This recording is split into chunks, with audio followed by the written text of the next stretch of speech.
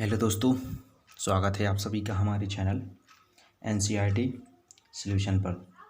तो दोस्तों, इस वीडियो में हम आपको बताने जा रहे हैं संख्या पद्धति। आज हम संख्या पद्धति बेसिक करेंगे।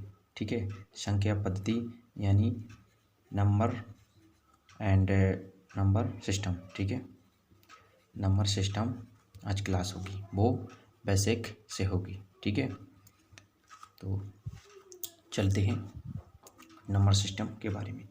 सबसे पहले हम जानेंगे अंक के बारे में। ठीक है, अंक क्या होते हैं? तो अंक जो कि 0, 1, 2, 3, 4, 5, 6, 7, 8, 9। ठीक है, तो ये आपके अंक होंगे। ठीक है, इससे अंकों को अंक कहते हैं। ठीक है, इन अंकों को अंक कहते हैं। हमारी संख्या पद्धति अथवा जो दार्शनिक प्रणाली में इन्हीं 10 संकेतों का प्रयोग होता है। ठीक है, यही हमारे इन्हीं से मिलकर अंक बनते हैं। ठीक है, तो अंकगणित में सभी संख्याएं इन्हीं अंकों से बनती हैं। ठीक है, तो ये हो गए आपके अंक। ध्यान रहे, इन्हीं संख्याओं से अंक बनते हैं। ठीक है, तो नेक्स्ट होगा कि प्राकृत संख्या क्या होती है। ये होती हैं कि प्राकृत संख्याएं।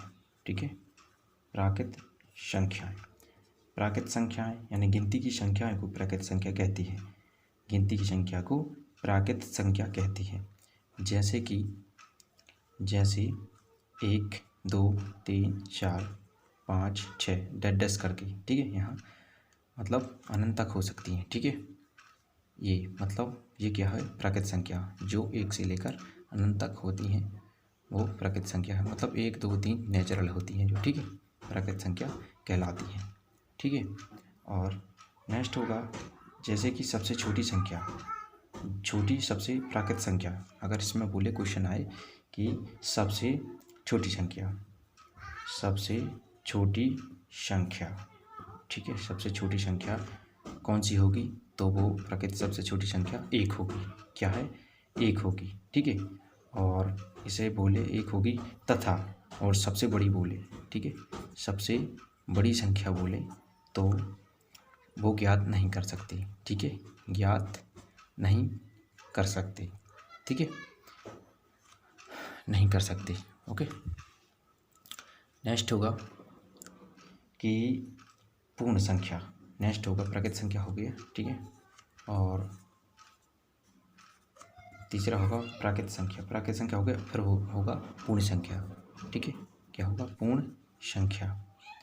पूर्ण संख्या समझे? चलते हैं पूर्ण संख्या। पूर्ण संख्या क्या होती है? प्राकृत संख्या में संख्या 0 को शामिल करने से प्राप्त संख्या यानी परिवार पूर्ण संख्या कहलाती है। जैसे अगर प्राकृत संख्या में जो प्राकृत संख्या है, इनमें अगर 0 मिला लें तो वो पूर्ण संख्या हो जाती है। यानी 0 को शामिल करके 1, 2, 3, 4, 5, 6 ऐसे डैश करके वो पूर्ण संख्या कहलाती है। ठीक है, पूर्ण संख्या में अगर जो प्राकृत संख्या है 1, 2, 3, 4, 5, अगर इनमें 0 शामिल कर दिया जाए तो पूर्ण संख्या कहलाती है, पूर्ण संख्या हो जाती है। ठीक है, ये पूर्ण संख्या है। अगर सबसे छोटी पूर्ण संख्या बोलें तो सबसे छोटी पूर्ण संख्या, तो पूर्ण संख्या क्या होगी? 0 होगी। सबसे छोटी पूर्ण संख्या क्या होगी? 0 होगी। ठीक है, अगर सबसे बड़ी पूर्ण संख्या ज्ञात करना असंभव होता है। ठीक है, इसलिए बड़ी संख्या सबसे असंभव होता है। ठीक है, तो नेक्स्ट चलते हैं। नेक्स्ट है सम संख्या। ठीक है, सम संख्या क्या होती है? वैसी प्राकृत संख्या जो 2 से पूर्णतः विभाजित हो जाए सम संख्या कहलाती है। ठीक है, क्या? जैसी मतलब वो प्राकृत संख्या है जो 2 से पूर्णतः, ठीक है, 2 से पूर्णतः विभाजित हो जाए। ठीक है, वो क्या कहलाती है? सम संख्या। ठीक है, हो जाए। ओके, तो इसमें जैसे कि माने हम, ठीक है, जैसे कि 2, ठीक है, 4, 6, 8, 10, 12, 16 और 18 ऐसे करके ये सम संख्या होगी जो 2 से पूर्णतः होती। ये 2 से हो जाएगी, ये 4 भी 2 से हो जाएगी, 6 भी होगी, 8 भी, 10 और 12, 16, 18 ये सभी 2 से विभाजित हो जाएंगी। ठीक है, तो ये क्या होगी? सम संख्या। ठीक है, क्या होगी? सम संख्या। ठीक है, तो नेक्स्ट चलते हैं। नेक्स्ट होगा विषम संख्या। ठीक है, क्या होगा? विषम संख्या। ये है विषम संख्या। विषम संख्या चलते हैं, जैसे कि वैसे प्राकृतिक संख्या जो 2 से पूर्णतः विभाजित ना हो विषम संख्या कहलाती है। ठीक है, क्या अगर 2 से पूर्णतः विभाजित ना हो, ठीक है, पूर्णतः विभाजित ना हो, ठीक है, वो क्या कह लेती है? विषम संख्या। ठीक है, विषम संख्या। समझ गए? जैसे कि विषम संख्या 2 से पूर्णतः विभाजित ना हो विषम संख्या कहलाती हैं। जैसे एग्जाम्पल लें कि 1, 3, 5, 7, 9, 11 और 13 और 15 ऐसे करके ये क्या होती है? विषम संख्या। ठीक है, ये विषम संख्या होती हैं। ठीक है, इसमें 2 से पूर्णतः विभाजित नहीं होगा।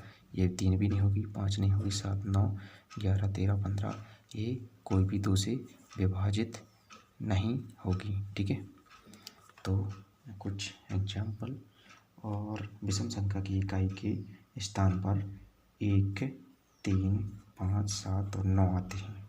ठीक है, स्थान पर विषम संख्या के स्थान पर अगर इकाई की अंक पर 1, 3, 5, 7 और 9 आते हैं, ठीक है, ये विषम संख्या कहलाती हैं। ठीक है, तो चलते हैं नेक्स्ट होगा। चलिए नेक्स्ट होगा भाज्य संख्या। क्या होगा? भाज्य संख्या। ये है भाज्य संख्या। ठीक है, तो भाज्य संख्या क्या होती है? भाज्य संख्या। ठीक है, भाज्य संख्या या ऐसे बोलते हैं संयुक्त संख्या और यौगिक संख्या। ठीक है, संयुक्त संख्या और यौगिक संख्या। ठीक है, यौगिक संख्या।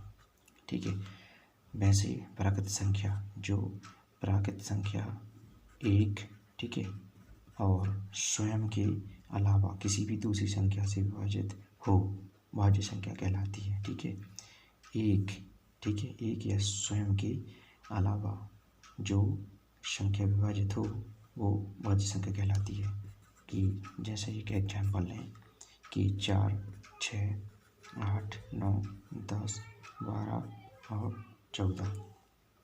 ठीक है, ये क्या है? भाज्य संख्या कहलाती है, स्वयं से और 1 से। ठीक है, स्वयं से और 1 से। और ये भी है अथवा जैसे प्राकृतिक संख्या जैसे आवर्तकों की संख्या 2 से अधिक हो भाज्य संख्या कहलाती है। ये 2 से अधिक होंगी। ठीक है, 2 से अधिक होंगी वो ही भाज्य संख्या कहलाती हैं। 2 से तो घटती है मगर 2 से अधिक होंगी वो भाज्य संख्या कहलाती हैं। ठीक है, तो चलते हैं नेक्स्ट की अभाज्य संख्या क्या होती है। क्या है? अभाज्य संख्या। अभाज्य संख्या। ठीक है, ये अभाज्य संख्या होती है। तो अभाज्य संख्या इसे असंयुक्त बोलते हैं। ठीक है, क्या बोलते हैं? असंयुक्त संख्या। असंयुक्त या ऋण संख्या भी बोलते हैं इसे। ठीक है, इसे ऋण संख्या भी बोलते हैं, ध्यान रखें, इसे ऋण संख्या बोलते हैं। ठीक है, जैसे कि 1 से, इसका एग्जाम्पल बना 1 से बड़ी, जो 1 से बड़ी संख्या, 1 से बड़ी संख्या जैसे प्राकृतिक संख्या 1 है, प्राकृतिक संख्या 1 और प्राकृतिक संख्या 1 और स्वयं के अलावा वैसी प्राकृतिक संख्या जिसके 2 ही आवर्तक 1 और स्वयं हो अभाज्य संख्या कहलाती है। समझ गए? तो इसको मैं बताऊँ अभाज्य संख्या क्या होती है, समझ में आ गया होगा। ठीक है, तो चलते हैं एक उदाहरण लें। ठीक है, जैसे एग्जाम्पल होगा। ठीक है, एग्जाम्पल होगा 2, 3, 5, 7, 11, 13 और 17 ऐसे करके 19, 23, ठीक है, और 29 आपको दिख रहा होगा 29। ठीक है, तो 29 के बाद 31 आएगा, 37 आएगा, 41 आएगा और 43 आएगा। ठीक है, और 43 के बाद नेक्स्ट संख्या होगी 47, 53 और 59, 61, 67 और 71 73 होगी